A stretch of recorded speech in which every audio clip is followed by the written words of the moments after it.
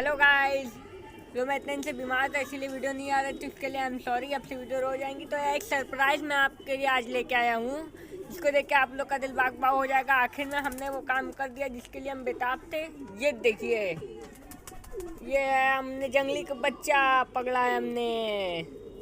वो हम इसको कब छोड़ के देखेंगे कि ये भागता है कि यहीं रहता है, इसलिए लेट्स ट्राई।